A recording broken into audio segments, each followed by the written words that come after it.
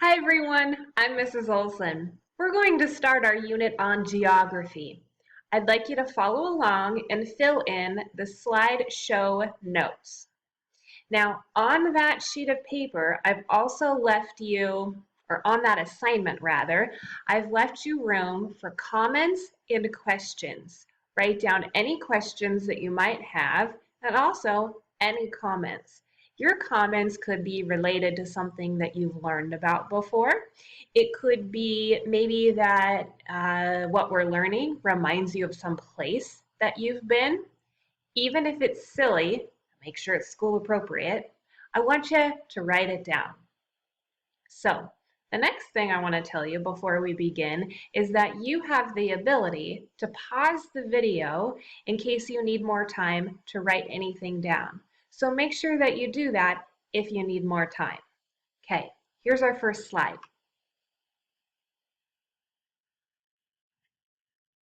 First slide says, what is geography? Now the definition reads, it's the study of the physical features of the Earth and its atmosphere and of human activity. So when you think physical, think things that you can see, things that you can touch, like water or trees or mountains. Okay? Now, the last part of the definition talks about human activity. So, how do we, people, affect the earth? And also vice versa. How does the earth, like weather, affect the way that we live?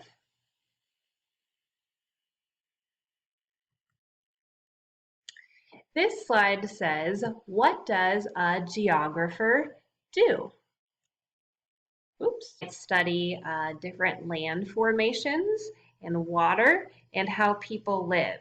So one example of this might be us living on the West Coast.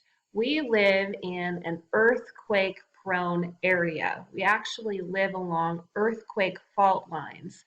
So when a new building is built, we have to make sure that that building can withstand earthquakes as much as possible. A geographer organizes information in 5 themes, and our unit on geography is in part going to cover the 5 themes of geography. The first one is location. Location. The second one is place.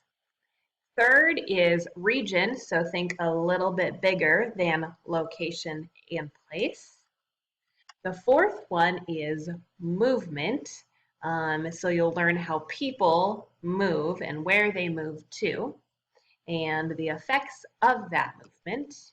And the fifth one is called human-environment interaction.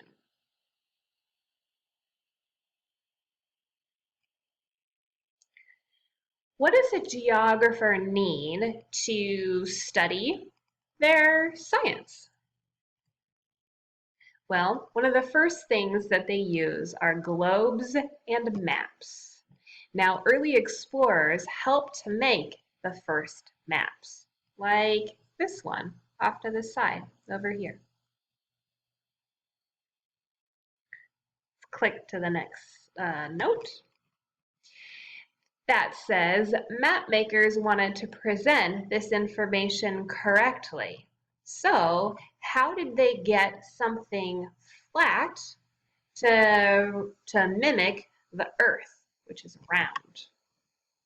The best way to do that was to put it on a sphere or a globe, because that represents the actual shape of the Earth. Have you ever tried to carry around a globe? Maybe you're going somewhere and you needed to be able to find where you're going. Maybe you're exploring and you needed a globe to help you figure out where to go. It's not very easy to take that thing with you, right? Now, the disadvantage is that globes are not easy to carry around.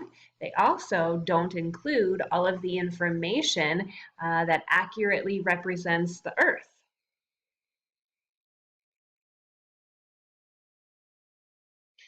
So people invented the flat map. Now, your generation probably never uses a flat map because we all have our phones with some kind of app on it, right? But we're going to learn and understand geography.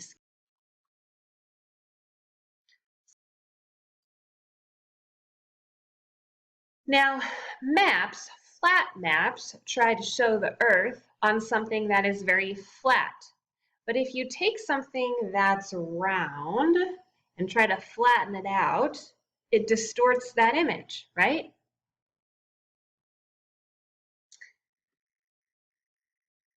It's actually impossible to show the Earth on a flat surface without some kind of distortion. So, in 1569, a geographer named Gerardus Mercator created a flat map to help sailors navigate long journeys across the globe. What he came up with is actually named after him, and it's called the Mercator Projection. The Mercator Projection is used by nearly all deep sea navigators. And on the next slide, we're going to show you exactly how Mercator did that. Now, the Mercator projection is actually called a conformal map. It shows correct shapes, but not really true distances or sizes. So here you can see the Mercator projection. So, source of light, cylinder of projection, and you flatten it out and get a Mercator projection. This is another type of map, and they call this one an equal area projection. It shows sizes of maps and what's on a map really accurately. This one is titled an interrupted projection, and you can see it says that it shows real sizes and shapes of continents. But notice how the map looks. A little bit funky, huh? This one is called the Peters projection, and it shows land and ocean areas in correct directions accurately. Notice how the continents look a little bit funny.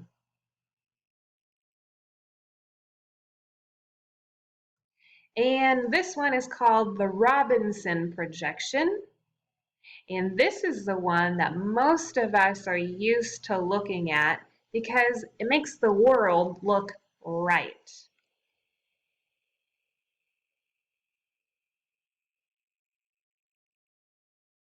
Latitude and longitude. These are important to help us find places on a map. Lines of latitude are lines that go across the globe. So lines that go across are horizontal. Notice where the equator is at. And above the equator, lines of latitude are measured in degrees. So here is 20 degrees north, 40 degrees north, and so on and so forth. And then in the southern hemisphere, so the bottom half, here's the equator.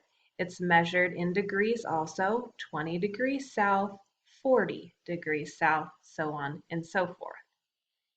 Okay? Now, lines of longitude are also called meridians. So, the middle of the globe, vertically, so lines down, is called the prime meridian. And we use the same kind of degrees to measure. So east and west. Lines of longitude are long, vertical. Parallel lines, horizontal, are lines of latitude. They go across. Now, We put all of these together and we come up with a grid that shows lines of longitude, long, and lines of latitude that go across or horizontal. Now, hemispheres. I already used the word hemisphere on the last slide, but here's a little information on hemispheres. So if we were to cut the globe in half, we're going to get two hemispheres. The top part is called the northern hemisphere, and then the bottom part is called the southern hemisphere. Okay? We're going to cut the globe in half the other way and cut it long this way to get the eastern hemisphere and the western hemisphere. Okay, now we're going to go into parts of a map. So when you look at a map, one of the first things that you might look for is the compass rose, which tells you direction. So when somebody says use a directional, you're going to use north, south, east, or west. Try not to use the words left or right. Left is going to be west, left is going to be east, going up is north, going south is down. Okay? So here we go. This is our compass rose, and it shows north, south, east, and west. What side of the state do you live on? Do you live on the west side? Do you live on the east side? Now, scale is all about size. The definition of scale says relative distance on the map to the real world. So when you look at a map, you're going to look for scale to give you an idea of the distance between places. Okay? Now this example says that maybe the map scale tells you that 1 inch on the map actually equals 1 mile in the real world, like this one right here. Okay.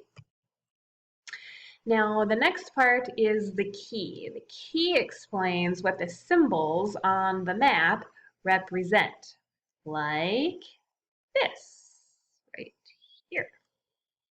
Oh, so examples of what might be on a key are triangles. Maybe triangles represent trees. So think about on a map, you look up where the Olympic forest is located, and maybe they've used little triangles. On this example, you see these triangles. Those actually represent mountains. And you can see all of these other symbols that are used to represent different places on a map. Now, some maps use a grid of parallels and meridians. Not all maps, some maps. So parallels, once again, are lines that go across or horizontal. Those are our lines of latitude. And meridians are our lines that go long, longitude, they go vertical. Okay? Now, at the beginning of the slideshow, we talked about the 5 themes of geography. The first theme that we're going to talk about is location. Now, there are 2 ways to describe location, and the first one is absolute location. The definition of absolute location is it describes the place's exact location on the earth. So how do you think we tell what the exact location is on a place on a map? We're going to use latitude and longitude lines, okay? The other type of location is relative location. So this describes or explains that location in relation to other places or landmarks near it. And that's the end of our slideshow. Make sure that you've filled in your notes, and the assignment is called Tsunami Warning, in which you're going to use these notes to help you answer the questions on the assignment.